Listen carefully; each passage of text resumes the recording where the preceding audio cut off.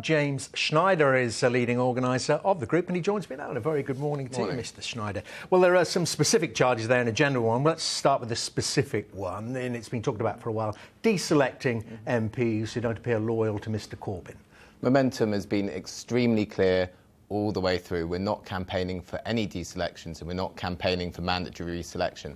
The bit in the clip that you don't see beforehand, Owen Smith is talking about a documentary which is due to air tomorrow, which he hasn't seen and you haven't seen and I haven't seen.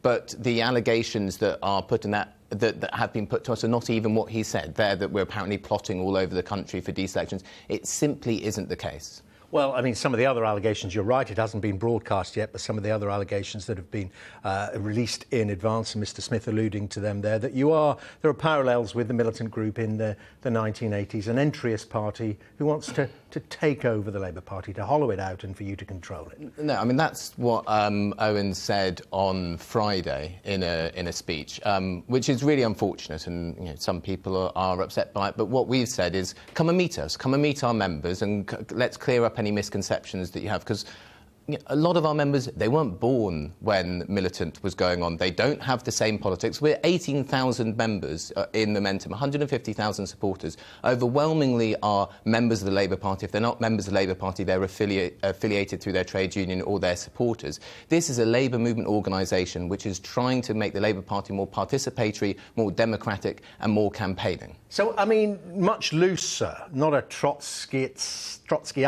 sect who are plotting to take things over. A looser group coalescing around the leadership of Jeremy Corbyn and some of his ideals. Is that what you're telling me?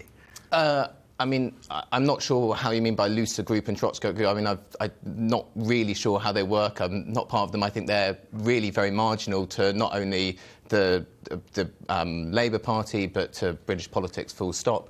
But yes, it's a group of people who are inspired and enthused by Jeremy Corbyn and his ideas, who want to go and take those to make the Labour Party a force for change, even stronger force for change in the country, win elections and transform society in the interest of the overall. Then let's take all that out of it. And then, I mean, on the issue of deselection, individually, constituencies may decide that they're going a different way from their MPs' beliefs, and they'd like a different one. Selections are a matter for local party members and affiliates. That's absolutely right, and that's their right. But that's not the role for Momentum to be campaigning for one particular deselection or another. But then they would have conversations, presumably, with other activists in other constituencies saying, how do you do it? What should we do? Who should we get? Look, Labour members, as rules laid out through party conference and through the National Executive Committee, have the right, through agreed processes, to select their candidates. That's not weird, that's not strange, that's not abusive, that's a cornerstone of representative democracy,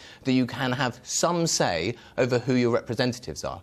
Now, that's one thing. That's been suggested that because that is a mechanism... I mean, but just on that, correct me if I'm wrong, but aren't, under representative democracy, aren't the MPs for a constituency meant to represent all constituents, not just the party members that they represent? Absolutely, but a Labour MP is a representative of the Labour Party, elected by their members and affiliates in their area. They're also the elected MP for all of their constituents. It's the same for any Tory MP or any other MP, because they come from the party. They're elected.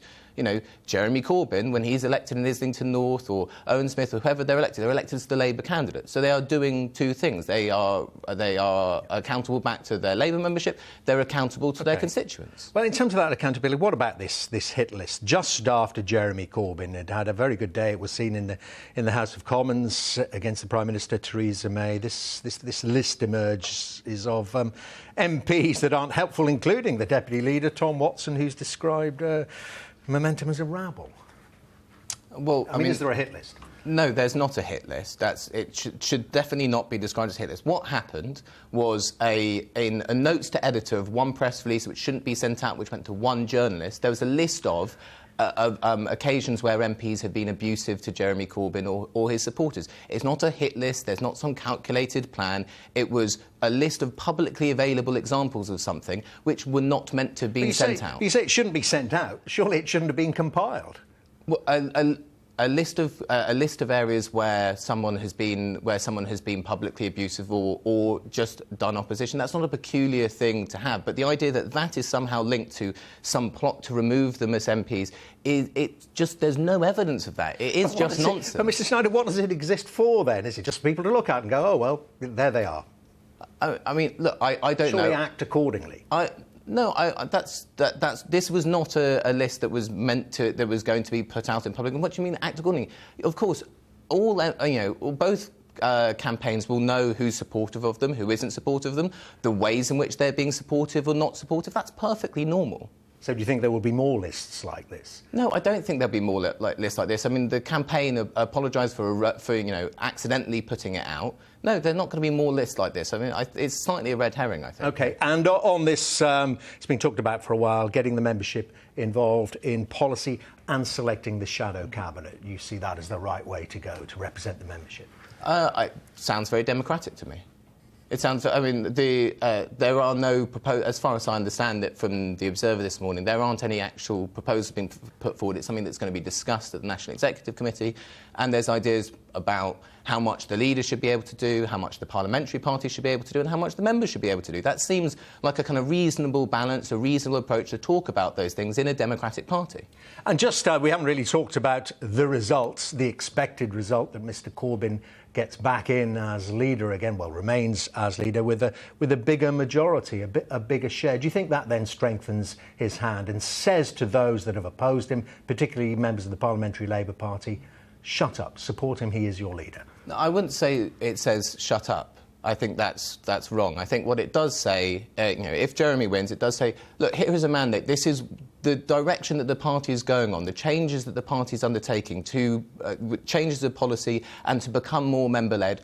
That's what the members want. And there is, I think, a duty incumbent on everyone to respect that result in some way. Now, that doesn't mean you just fall in line and you say we agree with everything and everything's right, but what's the way in which we criticise? Let's have debates about policy. Let's say, well, actually, we don't like this policy, we'd like it to be more like this, rather than trying to undermine the whole leadership. The party needs to come together, because when we come together, we're able to take on the Tories. But if those people on this list, these MPs on this list, took the decision to voluntarily leave, you wouldn't oppose them?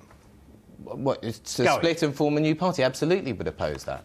It's a real problem for the Labour Party if there's a split. No one wants to see that. And you want to see these people stay? Within the Labour Party? Yeah, I don't want to see any of them leave the Labour Party, of course not.